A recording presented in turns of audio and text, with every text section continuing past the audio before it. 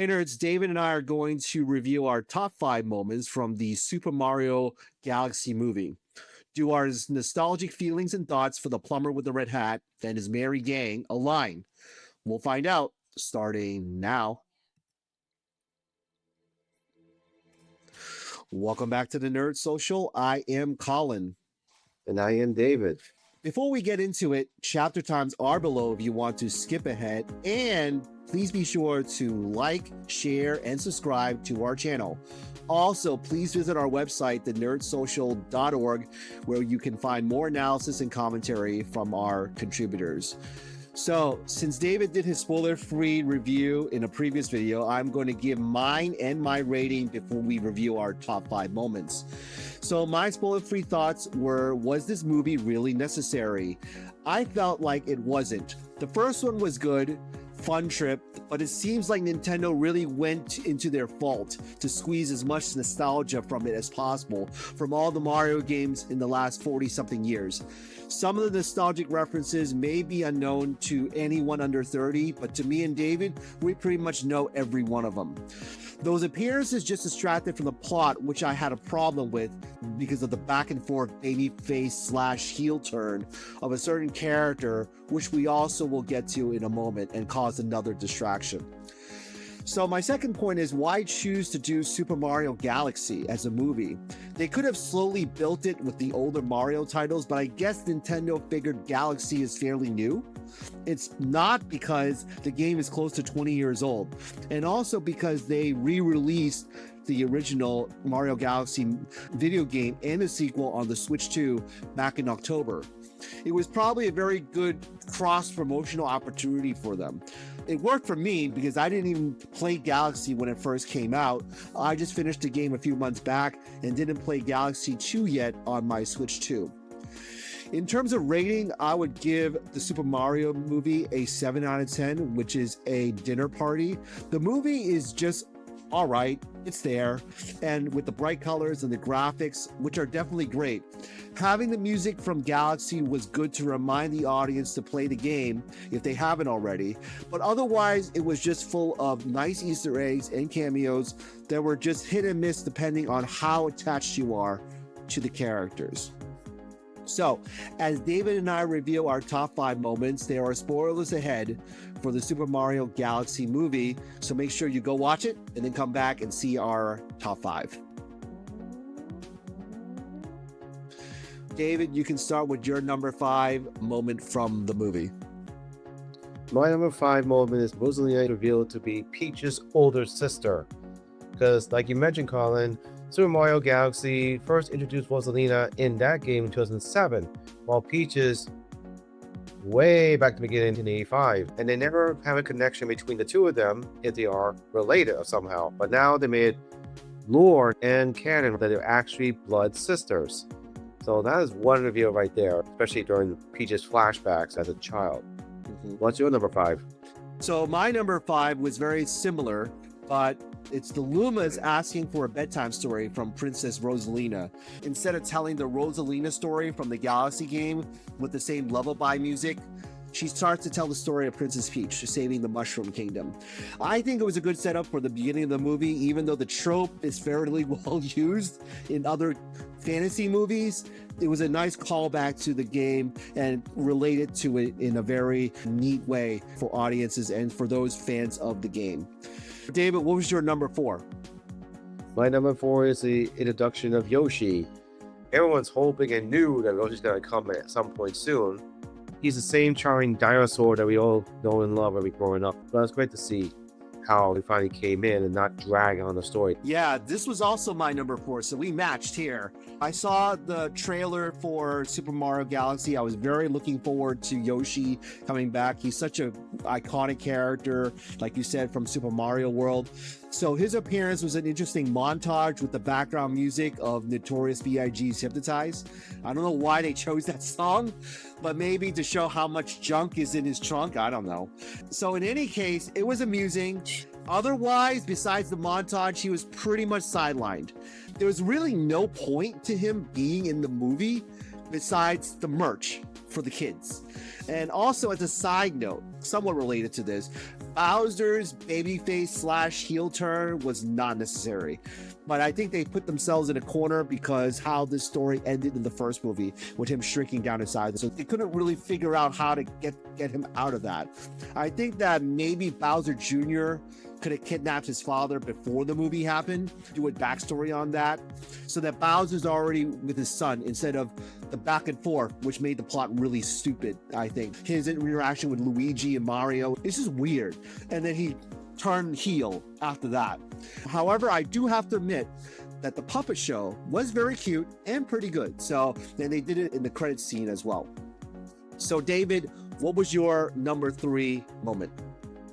My number 3 moment is the final battle between Bowser and Bowser Jr. versus the Mario Squad, Luigi, Mario, and Yoshi, but in their alternate forms, which is Mario in his bubble form, Luigi in his cloud form, and Yoshi in his blimp form, which is totally useless in the game. And they also brought in Red Star Mario as well. And that was what I like about it. I also like how they made like a Super Splash Melee call out, especially with Mr. TikTok guy as a cameo. I'm thinking, what is he doing there? But yeah, that was great. So my number 3 was Rob's poor directions. He had the whole that it was like really slow, like borrowing from Zootopia's Flash. That was a really funny gag that they did twice. I found it very amusing because I remember this thing being a pain in the butt to play with the original Nintendo. It never functioned properly, so they pretty much abandoned it and then went with Mario and Link as their Santa bearers. Because when I first got introduced to Nintendo, this was the mascot. It wasn't Mario, it wasn't Link. So it's just very interesting that they brought this guy back from the dead in some ways. David, what was your number 2? My number 2 is basically the cameo Star Fox. I did not expect that Star Fox would be in this universe. I'm like wondering how he's in there, because I'm happy to see the R-Wing jet and also himself as well. Although he's supposed to be a fun character, because in the games he's more like a serious kind of guy, not very like cowboyish kind of thing. But I like how clever that the makers of this movie blend him into this universe, because there's no way they're related whatsoever. So that was my number 2. I'll get back to Star Fox in a moment, but my number 2 was Princess Peach fighting Wart and the other characters from Mario 2, the US version, in the casino room. So you have to make that distinction because in Japan, Mario 2 was the Lost Levels, rebranded as the Lost Levels in the US. This is the Mario 2 that we had in the US was a knockoff of another game. I don't remember the name of that game. Do you remember, David? Name of the Not game? that I know of. Okay. But anyways, I'm sure that our audience will know the name of the game. But Peach continues to be the boss lady that she was as established in the first movie. There's really no need to save her. She is really an independent woman. Although making Rosalina the damsel in distress was a very weird choice because she is a badass in her own right. I think that they just had to find someone to rescue in any cases. But again, this was a very good callback to that game itself. And the casino room was a weird choice because you probably think, oh, Sonic the Hedgehog had that in one of the games. I think it was Sonic 2 that they had the casino level. But I'm not quite sure where they got the casino thing because, yeah, they had slots at the bonus round at the end of every level in Mario 2. But I don't know. David, do you know about that? I recognize Casino World. It was, again, as you mentioned, in Japan only games where it's like a bonus level kind of world. When you got certain items in the other worlds and you got a key that leads to that world. And it was a favorite because of all the mini games that they have there, especially the whole level. It's like you go one and you slip to another plane right there. As Peach thought she's gonna fall, but actually she just kept walking. But that's all I know. And so what was your number 1, David? My number 1, the final battle between Mario and Bowser on the bridge over the lava, which is the final showdown mirrors the exact original of the Super Mario Bros. In 1985, where Mario crosses the bridge, dodges the fire and axes, and then catch one axe and strike it down and plunges Bowser into the lava. But the twist is that Bowser comes out, reemerges as Dry Bowser. That's like their own version of him, which is a clever twist of nostalgia. That's what my number one is. I really like that scene as well. And of course, anyone under 30 would not get that scene, but we did because we played the original Nintendo. It didn't make my list, which I found surprising because there's so many other things. But I do note that Bowser Jr. had the screen, and it was like the whole battle in the Mario 1 scenario, which was really great for them to show. But my number one has to be the Star Fox anime. That was pretty cool. I think that when Fox told his backstory in that form, it just blew my mind. I really wanted more. And hopefully they'll do some sort of short anime or some limited series anime or for a streaming service. I would love Nintendo to develop that because K-pop Demon Hunters did it, so why not Star Fox? Because I think it will be not just a nostalgia trip, but also incorporate the N64 game version and also the Super Nintendo version. And it will be a really nice callback to those moments if they can do it in anime form, because they can go through each of the forms. You have the computer animated with Mario, which is like what we got from Mario 64 and Galaxy. Then you have Link being in live action, and then you have Star Fox, which can be in anime. So that would be pretty cool.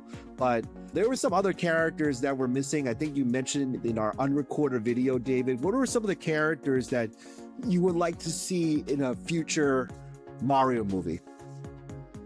The thing is that at the after credits scene, we see a reveal that when the stupid monkey stole something from one of the citizens of Gateway Galaxy, the monkey got punched, and I thought it was Peach again, but it turned out it's Daisy. So which tells me, like, okay, if Daisy's there, it's gonna be there in the third movie. That means Wario and Waluigi might be coming. Another character that I hope, if they can do it with Star Fox, they can do it with this iconic character, Kirby. Because I thought Kirby would show up when that star launch showed up. I thought they could Peach and Toga stand on the star and fly off. But it turns out it's just a launch star. Right. From the Super Mario Galaxy games. So I'm thinking, okay. But also the penguins, but the difference is the penguin is different from this Mario World to Kirby's penguins, which is like Penguin DD, the combat penguins as well, that serve him. So that's three characters I'm looking for: Waluigi, Wario, and Kirby, possibly.